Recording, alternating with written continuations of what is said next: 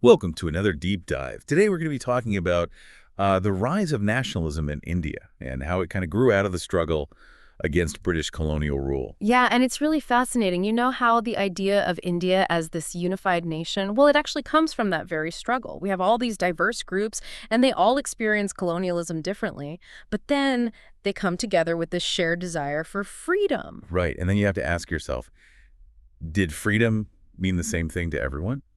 Or Swaraj, as they called it back then. Yeah. I mean, did a city dweller experience it the same way as like a peasant farmer? Or someone in a tribal community, for instance?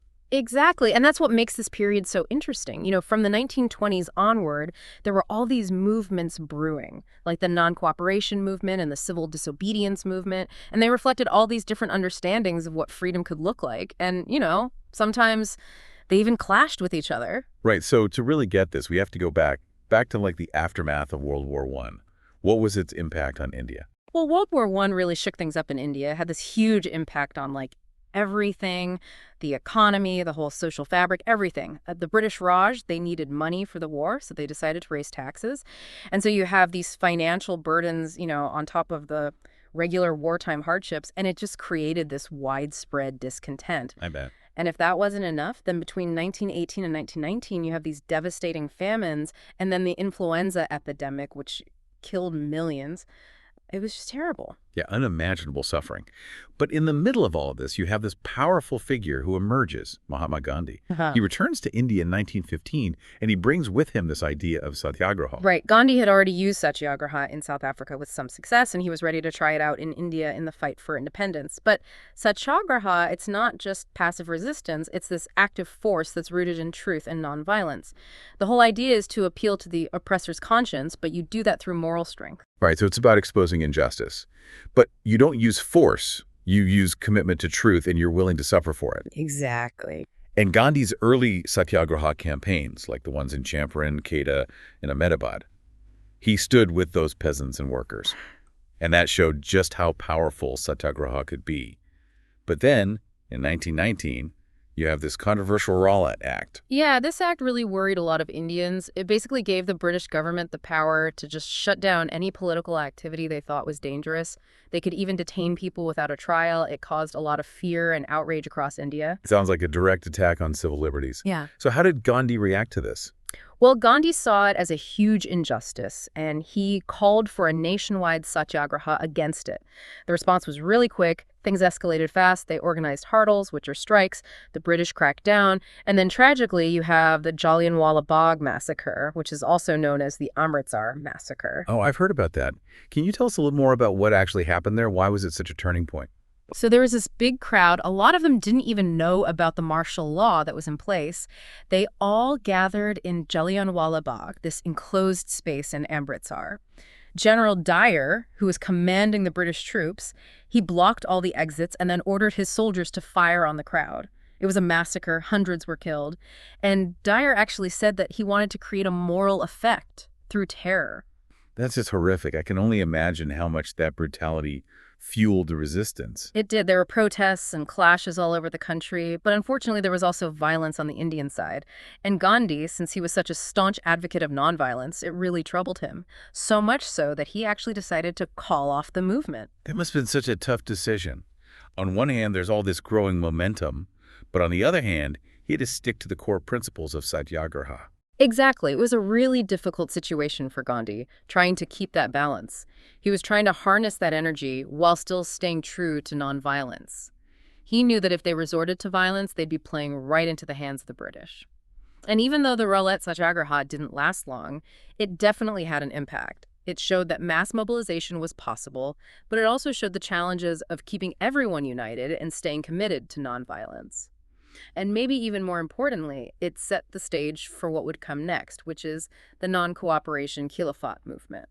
And this movement seems really important if we want to understand how complex this whole era was. Can you tell us a bit about what led to it and how it was different from that Rowlatt Satyagraha? Well, the non-cooperation Khilafat movement was a real strategic shift. They wanted to get more people involved, especially Muslims who were feeling increasingly sidelined by British policies. I see. So what was it that brought all these different groups together under this one shared cause? The Khilafat movement, which popped up to defend the Ottoman Caliph after World War I, gave them a unique chance. Gandhi realized that he could link that to the fight for Swaraj. He imagined Hindus and Muslims united, creating this powerful force for change. Sounds brilliant, but probably pretty challenging. Hmm. How was Gandhi thinking of actually achieving this whole vision of unity, and what would it mean for the movement going forward? Gandhi's idea was that the British Raj, it only survived because Indians were cooperating with it. So his solution was non-cooperation. Basically, they would withdraw their support, and that would paralyze the whole colonial administration. He wrote about this in his book, Hind Swaraj. He called for boycotting everything British, their institutions, their goods, their services. He believed that if you take away that cooperation, the whole system of colonial power would just collapse. Wow, that's pretty radical, this whole non-cooperation strategy. How did people react to it? I mean, what about the Indian National Congress? So Gandhi, he wanted to do it in phases, starting with some symbolic things like giving up those titles and honors the British had given them. Then they would boycott everything else: schools, courts, government jobs, and of course, foreign goods. They wanted to pressure the British on all sides: political, economic, social, but the whole time they had to stay nonviolent. There was a lot of debate in the Congress about this. Some people were worried about boycotting the elections, and some were worried about violence breaking out. But finally, in 1920, at the Nagpur session, they officially adopted the non-cooperation program. So then the movement is set to begin. But I'm curious, how did this whole idea of non-cooperation resonate with everyone across India? Did everybody see Swaraj in the same way? That's where it gets really interesting. You see, the non-cooperation Khilafat movement, which started in January 1921, it wasn't just one big thing. It was more like, well, imagine a tapestry. All these different hopes and desires, all these different ideas about what Swaraj meant. Each one is its own little thread, each one representing what freedom meant to that specific person. Let's untangle some of those threads. How did things play out in the cities? In the cities, at the beginning, the movement was mainly driven by the middle class. Students started leaving government schools and colleges, teachers and headmasters were resigning, lawyers were giving up their practices. It was a huge collective statement. They were really resisting. The boycott of foreign goods, that gained momentum too. People were burning piles of imported cloth right out in the open. And it actually had a big economic impact, especially on the textile industry. Imports of foreign cloth were cut in half, and Indian textile mills, they saw a huge surge in production. So people were making very conscious decisions about their lives, what they wore, where they worked, even where they sent their kids to school. It's amazing how deeply this movement affected daily life. It really did. But of course, there were challenges. Khadi, the hand-spun cloth that Gandhi was always promoting, it was a lot more expensive than those mass-produced fabrics. A lot of people just couldn't afford it. And then boycotting those British institutions, that was tricky too. It only worked if you had good Indian alternatives, and those were slow to develop. And so those factors, they kind of led to the movement slowing down in the cities. So while the cities were dealing with all of that, what was happening out in the rural parts of India? It was a whole different scene in the countryside. Like in Awadh, for example, the peasants were getting restless. They were upset with the talukdars, those landlords who were exploiting them with all these crazy rents, forced labor, and threats of eviction. Oh, wow, I can't even imagine. It's no surprise they wanted Swaraj. But what did Swaraj actually mean to them? For the peasants in Awadh, Swaraj meant getting rid of all that oppression. They had this movement led by Baba Ramchandra, a man who had actually experienced indentured labor himself. He knew what it was like. They wanted lower rents, an end to forced labor, and they wanted security, knowing they wouldn't be kicked off their land. They used things like social boycotts, refusing to do any work for those landlords. Jawaharlal Nehru, he was really involved, trying to connect their struggle with the larger non-cooperation movement. It sounds like a powerful alliance. But I imagine it wasn't always smooth sailing. You're right. As the movement kept growing, some of those peasant actions, they got a little more extreme. Some even started attacking landlords, looting, hoarding grain. Some even used Gandhi's name to justify what they were doing, even though it totally went against his ideas about nonviolence. It just shows you how much tension there was within the movement. Gandhi's vision of peaceful, disciplined resistance versus this raw anger, this feeling of desperation from people who felt like they had absolutely nothing left. Yeah, exactly. And this tension was even stronger in the tribal areas. Take the Gudam Hills of Andhra Pradesh, for instance. The colonial government was restricting their access to the forests, and they were forcing them to do labor for road building. And that sparked a full-on armed rebellion. Wow, that's a stark contrast to Gandhi's nonviolent approach. But were they completely separate from the rest of the movement? Well, they had this charismatic leader, Alluri Sitarama Raju. He was this really interesting figure. He blended this spiritual appeal with a very militant approach. He actually claimed to be inspired by Gandhi and the non-cooperation movement. He told his followers to wear khadi and give up alcohol, just like Gandhi said. But he also believed that armed struggle was the only way to get real freedom. So even those who didn't agree with all of Gandhi's methods, they still saw him as a powerful symbol of resistance. That really says a lot. Definitely. And then you have the plantation workers in Assam. To them, Swaraj meant being able to move around freely and go back to their villages. They were trapped on those tea gardens because of the Inland Emigration Act. They didn't even have that basic freedom. And when news of the non-cooperation movement reached them, thousands of them left the plantations. They actually thought that Gandhi Raj would give them land back in their villages. But tragically, a lot of them ended up stranded, arrested, and beaten. It's just a reminder that freedom meant different things to different people. For some, it was about getting their land back. For others, it was just about basic dignity, being able to move freely. Right, and it's super important to remember all of those different interpretations if you want to understand this movement. Sometimes those interpretations didn't line up perfectly with what the Congress was officially saying. Each group had its own local leaders, its own way of understanding Swaraj. But even with all of those differences, there was this shared feeling, this connection to this bigger all-India movement for freedom. So even though they were fighting for their own specific goals, they were all part of something much bigger. This national awakening, this collective resistance to colonial rule. You got it. There was definitely tension, different visions, but underneath it all, there was this unity, this feeling of being part of something huge, a fight for the soul of India. With all this momentum, what happened next? Did the non-cooperation Khilafat movement actually achieve its goals? Well, like any complex movement, there were debates and outside pressures that caused it to decline. As we get into the 1930s, we see a shift to a whole new phase of resistance, the civil disobedience movement. But the impact of the non-cooperation Khilafat movement, it was huge. It would keep shaping the fight for freedom for years to come. As we move into the 1930s, there's this feeling of change in the air. What caused this shift from non-cooperation to civil disobedience? Well, when Gandhi called off the non-cooperation movement in 1922, it triggered a lot of soul-searching within the Congress. People were divided about how to move forward. So the big question was, how do we actually achieve Swaraj? What were some of the different ideas floating around? You had some leaders like C.R. Das and Motilal Nehru who thought it was best to go back to electoral politics, working within the system to make changes. They formed the Swaraj Party to do just that. Sounds like a practical approach. Was anybody against that idea? Oh, yeah. The younger generation, those more radical leaders like Jawaharlal Nehru and Subhash Chandra Bose, they wanted something more. They wanted a mass movement. They weren't interested in compromises. They wanted complete independence, Purna Swaraj. So there was this real split in the Congress.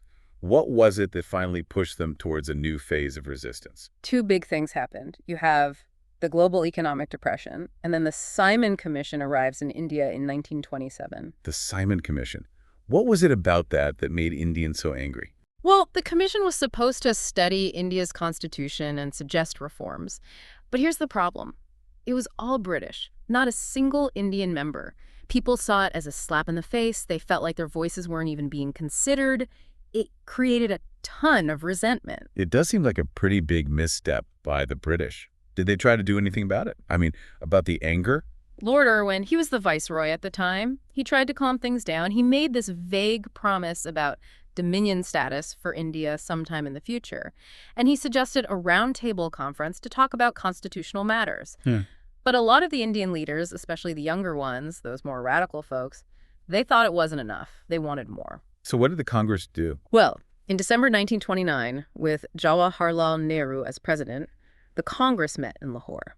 And at that session, they officially declared Purna Swaraj, complete independence. That was their goal now. They even planned on celebrating Independence Day on January 26, 1930. That first celebration didn't really take off, but it was a big moment, a real turning point. And that's where Gandhi's genius comes in. He really understood how powerful symbols could be. He did have a way of connecting with people, didn't he? He knew they needed something tangible, something that would resonate with everyone, rich or poor, something to really get the movement going again. And he found it in salt. Salt. That's an interesting choice. Why salt? Think about it. Salt, it's essential. Everybody needs it. but the British government had a monopoly on it, and they put this huge tax on salt, a tax that really hit poor Indians hard. Gandhi saw this as a perfect example of how the British were oppressing them. It was something that affected every single person. Yeah, when you think about it that way, it's brilliant. Salt was something everyone could relate to, a symbol of their daily struggles. Exactly. Gandhi sent this letter to Viceroy Irwin, and he had 11 demands.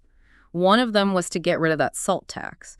He basically gave Irwin an ultimatum: meet these demands or face a nationwide civil disobedience campaign. What did Irwin do? Did he give in to Gandhi's demands? Nope. He refused. And so on March 12, 1930, Gandhi and 78 of his followers set off on this historic march, the Salt March to Dandi. It's a coastal town in Gujarat. They walked for 24 days, over 240 miles, and thousands of people joined them along the way. Gandhi's message of nonviolent resistance was really powerful. It's this amazing display of defiance. So what made the civil disobedience movement different from the non-cooperation movement? Well, non-cooperation was all about withdrawing support. Civil disobedience went a step further. It was about breaking those unjust laws on purpose. When they finally got to Dandi on April 6th, Gandhi boiled some seawater and made salt. He was breaking the salt law right there, and it sparked this wave of defiance across India. People started breaking the salt law, boycotting foreign goods again, refusing to pay taxes. They were directly challenging the British. So the stakes were a lot higher this time around. What did the British do about it? They came down hard. They arrested thousands of people, Gandhi included. Other Congress leaders, too. Peaceful protesters were met with violence, even women and children. It just made the movement even stronger. Like in Sholapur, for example. When Gandhi was arrested, the workers there were so angry that they attacked all these symbols of British rule. It sounds like a constant back and forth, resistance and then repression.